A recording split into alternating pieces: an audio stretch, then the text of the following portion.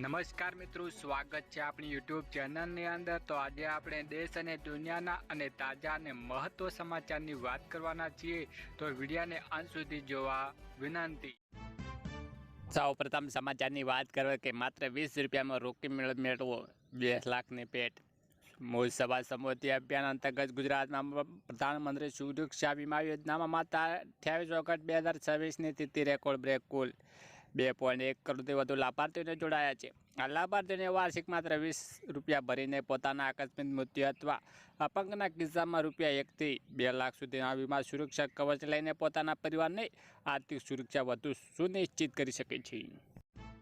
વધુ આગળ વાત કરવામાં આવે તો ગુજરાતના માથે દેવાનું ભારણ। બોજો આવક કરતાં 2 ગણું દેવું છે। 3.65 રૂપિયાનો બોજ ગુજરાત સરકારનું દેવું વર્ષ 2026 ને 27 સુધીમાં 3 કરોડ થવાનો અંદાજ છે।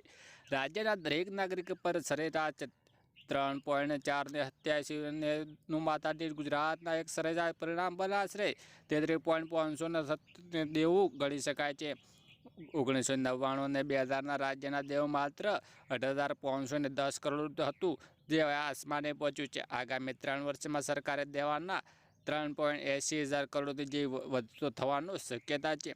સરકારના કર બિનકર આવક વધતા છતાં દેહ પર નિર્ભર સતત વધી રહી છે। સૌથી અગત્યની વાત કરવામાં આવે તો સરકાર આપશે 50,000 રૂપિયાની સહાય। દેશના નાના વેપારીઓ માટે એક ખુશ ખબર છે। જો તમે શેરી પર વેચાણ કરતા હોય, તો જેમ ફળો, શાકભાજી, પાનની દુકાન, સલૂન અથવા કોઈ પણ પ્રકારની પોર્ટેબલ દુકાન ચલાવો, તો હવે સરકાર તેમને 50,000 સુધી લોન ગેરંટી વિના આપી શકે છે। તે આ ઉપલબ્ધ છે।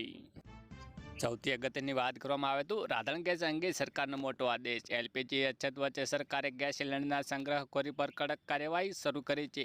નિયમો અનુસાર એક ઘરેલું કનેક્શન સામાન્ય રીતે 2 સિલિન્ડર રાખવાની મંજૂરી છે।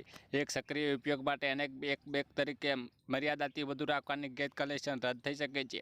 વધુ તેના કારણે હજારો રૂપિયા દંડ કેદ થઈ શકે છે। ગેસની અછત સાથે સંકળાયેલી પરિસ્થિતિમાં દંડની ગંભીરતા વસૂલ શકે છે। સૌથી અગત્યની વાત કરવામાં આવે તો હેલ્મેટ પહેર્યું હોય તો દંડ થશે। રસ્તા પર ઘણીવાર એવું જોવા મળી રહ્યું છે કે બાઇક ચલાવનાર વ્યક્તિ યોગ્ય હેલ્મેટ પહેરે છે, પરંતુ પાછળ બેઠેલા વ્યક્તિ ફક્ત દંડથી બચવા માટે નાનું અથવા અઘરું હેલ્મેટ પહેરી લે છે। આ પ્રકારના હેલ્મેટ લોકો સામાન્ય રીતે કેપ લેફ્ટ ડરે છે, કારણ કે તેને માથા પર ટોપી રીતે પહેરીને ધ્યાન રાખવું જરૂરી છે। ટ્રાફિક નિયમો મુજબ માત્ર તે હેલ્મેટ માન્ય ગણાય છે જે સુરક્ષા ધોરણે ખૂબ મુજબ બનાવવામાં આવ્યું છે અને જેમાં માર્ક હોય છે। વધુ આગળ વાત કરવામાં આવે તો ઉનાળો દેખાવશે હવે અસલી રૂપ। 29 એપ્રિલ સુધી હીટ એલર્ટ જાહેર કરવાના અને સૂકા પવનો ફૂંકાવાને કારણે વાતાવરણમાં અસહ્ય ઉકળાટ અને બફારો અનુભવાઈ રહ્યો છે।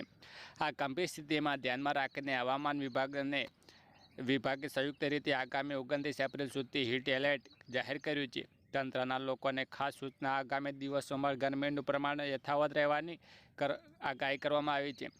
વહીવટતંત્ર દ્વારા લોકોને બપોર સમયે બિનજરૂરી બહાર ન નીકળવા અને પૂરતા પ્રમાણમાં પ્રવાહી લેવા માટે સાવચેત કરવામાં આવી રહ્યા છે।